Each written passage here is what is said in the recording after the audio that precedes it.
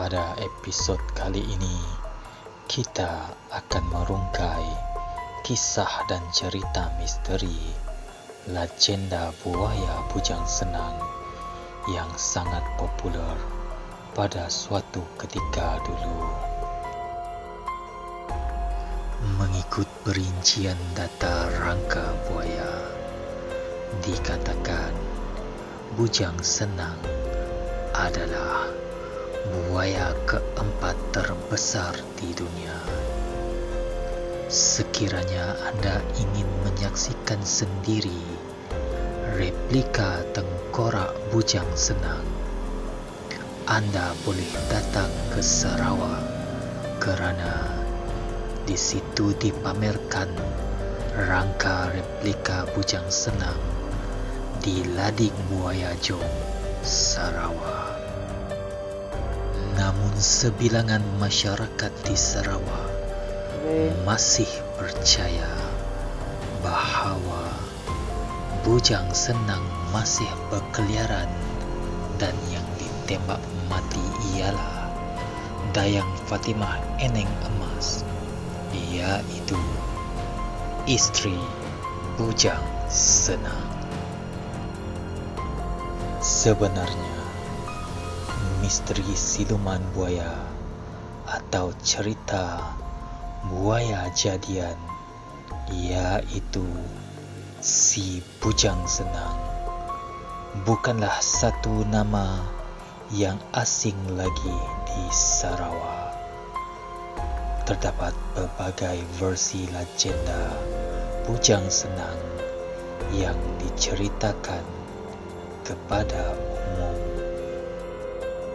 Kisah legenda si bujang senang dikatakan wujud beratus tahun lalu apabila seorang pahlawan Iban yang berasal dari Saribas bernama Simalungun atau Lunggu menyerang penduduk di sekitar Batang Lupar.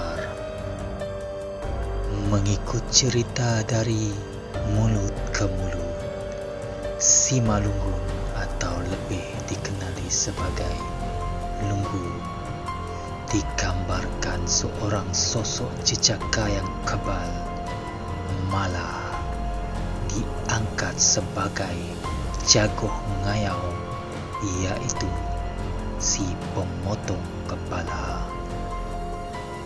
Apabila Lunggu berperang melawan dan membunuh musuhnya, maka satu kampung akan ketakutan dan bertepiaran lari untuk menyelamatkan diri. Penduduk Batang Lupa tidak mampu menahan derita melihat pertumpahan darah, lalu merayu bantuan isteri Lunggu. Oleh kerana isteri Lunggu yang kasihan dengan tangisan dan penderitaan yang dialami oleh penduduk kampung, maka dia membuka rahsia yang tertutup rapat, iaitu satu-satunya punca kuasa Lunggu kebal.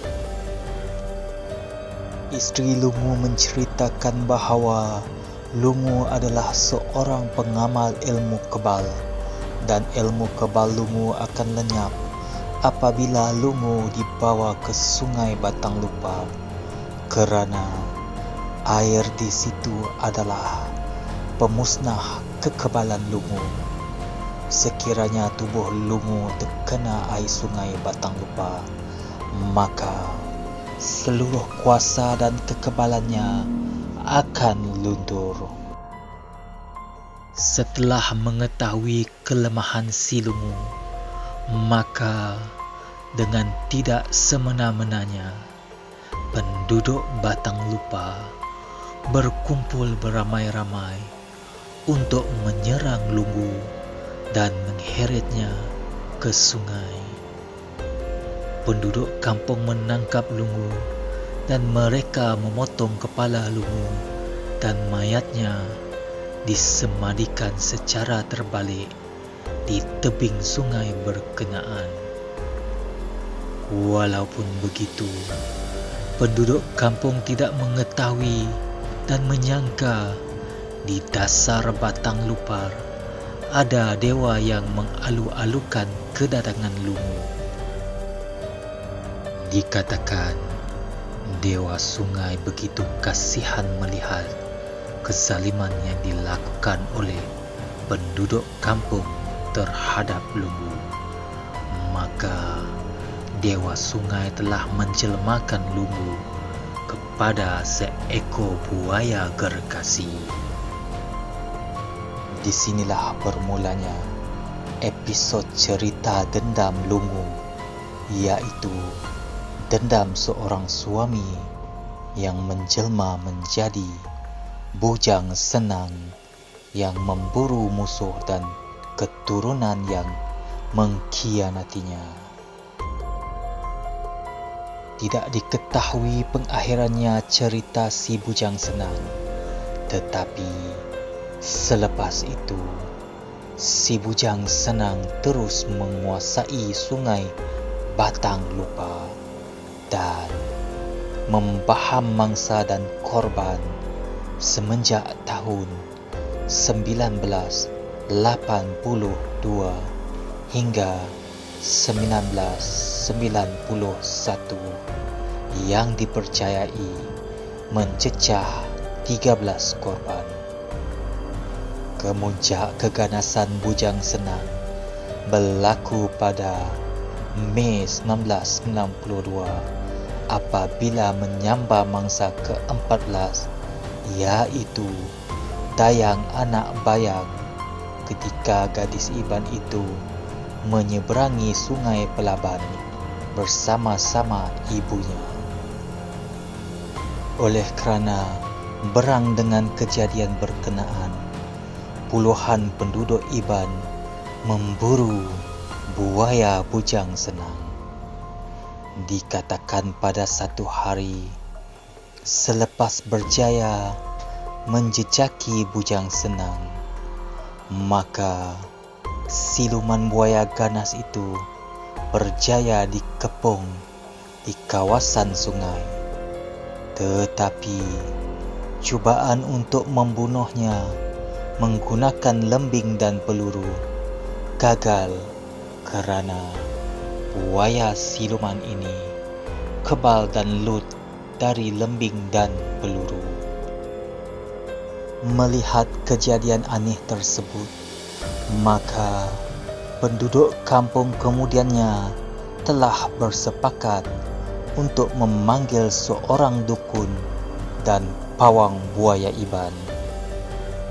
Dikatakan dukun tersebut adalah seorang pawang buaya yang sangat handal. Beliau menyediakan peralatan paku yang telah dijampinya untuk menembak ke tubuh buaya bujang senang. Akhirnya, maka berakhirlah riwayat si buaya siluman bujang senang kerana tewas di tangan pawang tersebut dan bangkainya dibawa ke darat pada hari berkenaan. Namun dikatakan legenda buaya bujang senang masih hidup hingga ke hari ini. Setiap kali ada serangan buaya, pasti ada yang menganggapnya keturunan bujang senang yang membalas dendam. Walaupun begitu, bukan bujang senang sahaja buaya besar di Sarawak. Masih banyak lagi kerabat si bujang senang, iaitu bujang belawai, bujang selar dan masih banyak lagi. Wallahu a'lam bissawab.